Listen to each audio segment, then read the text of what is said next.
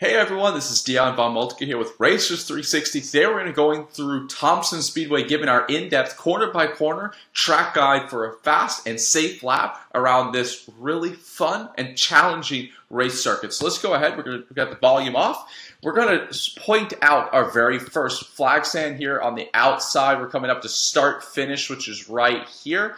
And almost immediately after, we have a pretty aggressive long bend here into the brake zone of turn one. So we are going to need our eyes up looking through here. And we're going to want to keep it to the left as we come through this and be ready for that brake zone that comes pretty quickly after this first left bend here. So to the right side of the track coming in, nice gentle left bend, and almost immediately here where our our brake markers are going to be on top of the guardrail here. The glare is just kind of fighting up the view right now, but as we go a little bit slow motion, looking to the left, you'll see there's our first marker, the 6 marker. Typically drivers, it's going to be a wide range of brake zones. Start off the weekend anywhere in that 6 board. Some drivers are going to start down closer to the 5 board. That's a good place to start. We want our eyes up looking through the brake zone towards the turning point.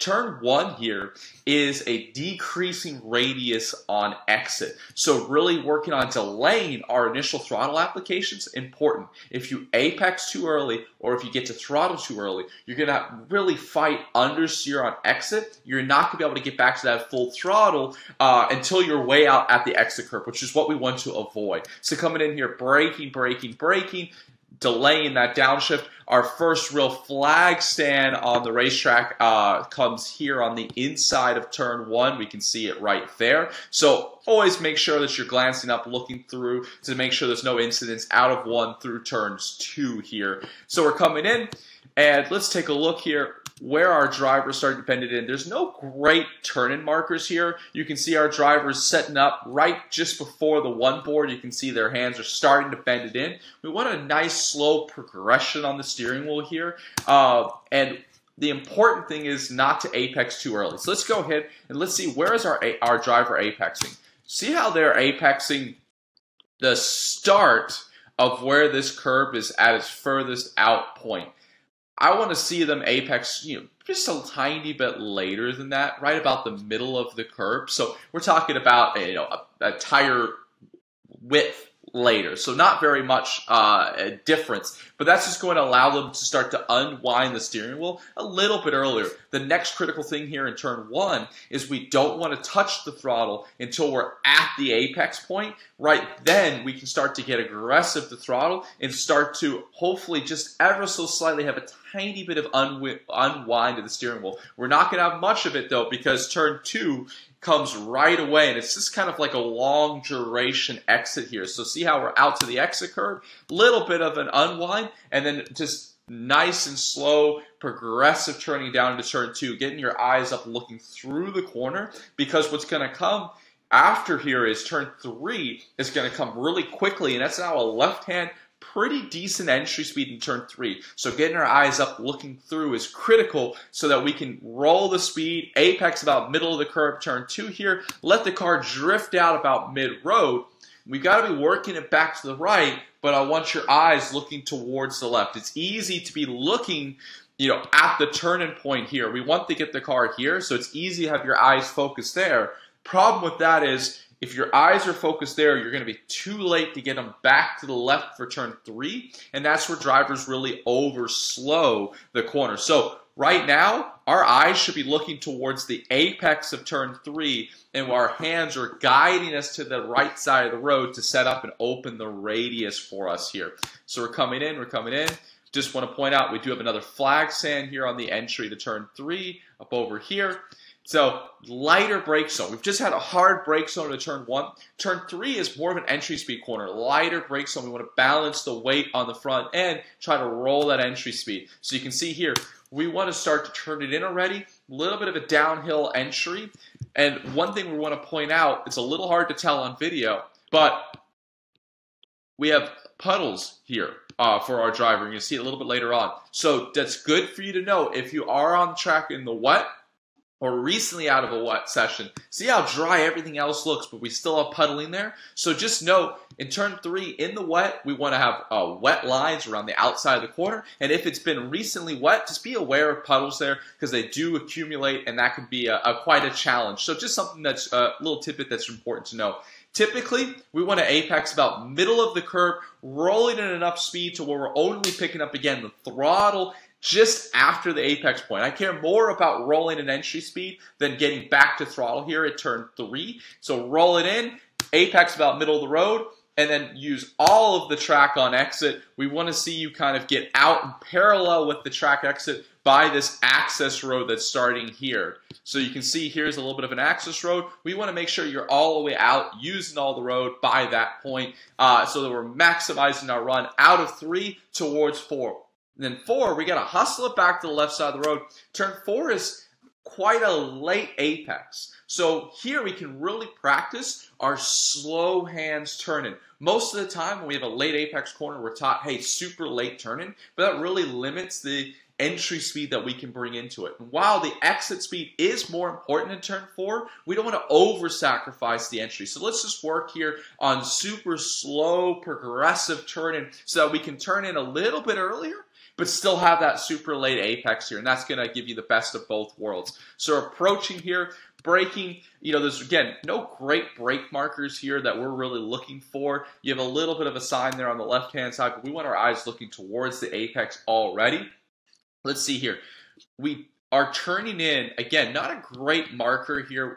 There is a cone, but we never want to just rely purely on cones because those things can move. We're turning in about 2 car lengths to 3 car lengths before the end of the grass. So our eyes are looking through the corner, and let's take a look at our driver's progressive slow turn in here. So they're turning in, turning in, turning in. Really nice job for them to continue to turn. It's not turn and then hold. It's a nice progressive turn in here in turn 4. And that's going to be really important for a fast lap time.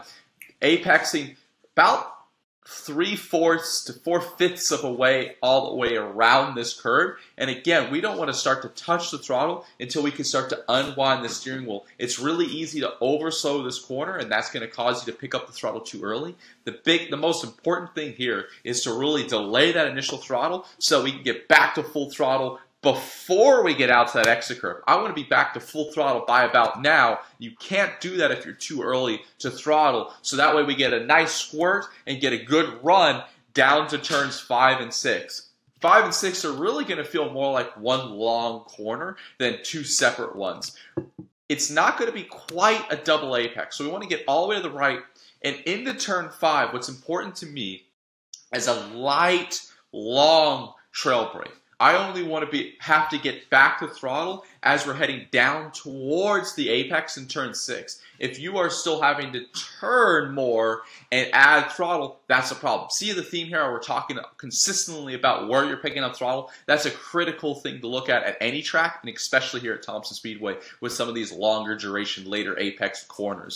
So into turn 6, it's hard to look through this corner. We have the big kind of grassy mound here on the left. It doesn't help you flow that speed in because you don't know where the track's going. So see how our driver's already to the inside of the track here? They've turned in too early. We want to hold it out right longer and then come in. So when we apex here, we want to have a car angle that's looking slightly more in this direction, so slightly more down the road, where because our driver turned it or kept it to the inside, turned it a little inside, a little from the inside. See how their car angle is looking more towards the outside of the track, which means the second half of this corner is going to be tighter than it needs to be. So we want a slightly later turning point, kind of have a car angle pointed towards the bridge as we come in for, you can kind of call it your first apex, but I care a little bit less about getting all the way down to the grass here. I really want to bring as much speed as I can in so I can trail brake until about this point now. So as the car has got that rotation,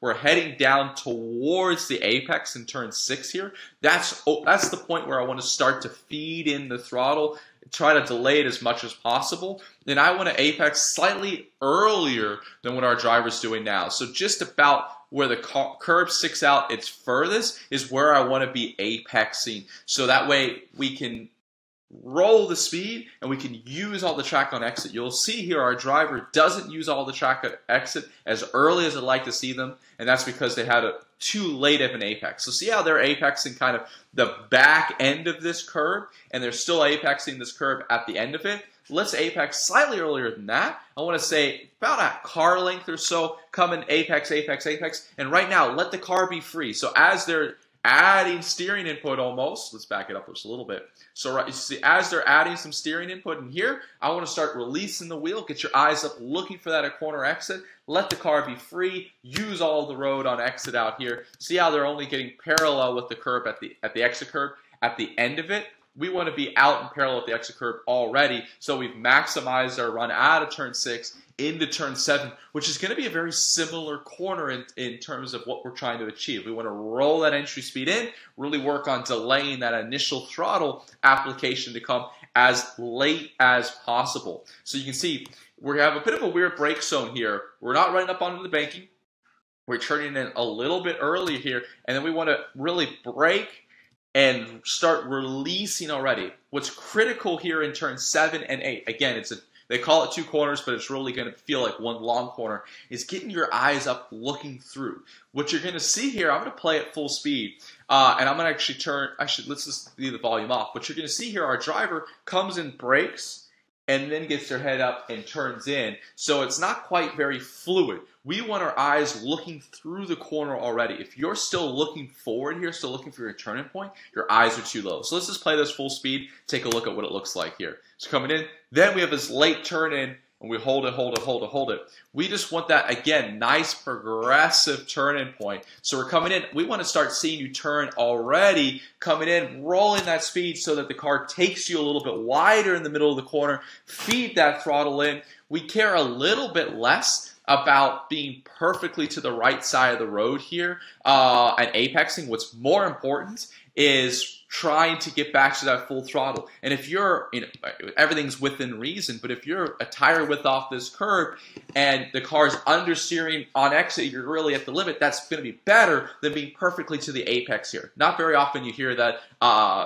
Sometimes we don't want to be perfectly to an apex. This is one of those corners where you can afford to miss it just a little bit by concentrating more on entry speed, more on getting your eyes up and letting the car be free. Start to unwind the steering wheel. Obviously, we don't want to be a cart width off the apex, but if we're just a little bit off of it because we've rolled that entry speed, because we're unwinding the steering wheel, that's okay. So let the car be free. We want to let the car drift out to the wall as early as possible so we have more time to work it back to the right side of the road for turn 9 here. So we want to get back to the right for turn 9. See how our driver doesn't really get further over. They're only a half car width off the inside of the road. I'd like to see them a little bit further to the right here. That's going to give them a better car angle through 9 into 10, which means they're going to be able to roll more speed, which is then going to help them through turns 11 as well, just getting that run onto the front straightaway. So we're coming in here into turn 9. We want to roll that speed. Apex here, have the car pointed towards the outside of the road, braking towards the outside of the road here. And then the important thing here, again, is entry speed and looking through the corner. Ideally, we don't get back to throttle until after the apex in turn 9. We want a late trail brake because we want to hold the car left, which means we're asking for as much front grip as possible to keep the car left at as high a speed as possible. So if you are trying to get back to throttle already here, the car is going to want to understeer towards the outside of the track, which is going to hurt you for turn 10. So here we want to focus on a light, long brake zone, trail braking all the way to our apex point, which is really coming, again, 2/3 of the way around the curve. And then we do want to try to get a squirt of full throttle in between 9 and 10, but we are super careful to try trail brake all the way around to this point, squirt of full throttle, and then get our eyes up looking back to the right. Again, another complex corner. We're a long left-hander into a fast right-hander. Getting your eyes up looking forward is critical. I want to see your eyes looking for that apex in turn 10. Pretty much at the apex of turn 9. Already we have our eyes up looking for that apex point. Squirt of full throttle, turning it just past the end of that curve there. Light brake, long, lift, coast, coast, coast, apex about mid-curb, commit back to full throttle here, use all the track on exit, and then later turning point coming in here. Again, apex in the middle of the road. Last corner onto the front straightaway is a little bit blind as we crest over the hill, so just keep it towards the inside until you crest over, see the track, and that's a lap around Thompson Speedway. Hopefully this helps. It's a great track. Eye discipline is as critical here as any other racetrack in the U.S. So best of luck, and hopefully we'll see you at the track soon. If you're looking for how you can work with the very best coaches in the world affordably, we hope you'll visit Racers360.com, where you can send in your onboard video just like this, and the best coaches in the industry, Mike Skeen, Jade Buford, Cameron Lawrence, and more, Memo Gidley, will go through, review your video corner by corner, and give you actionable driving and line technique changes on how you can perfect your driving at this track or at any track around the world in any car. So again, Racers360.com. We look forward to working with you and seeing you at track soon.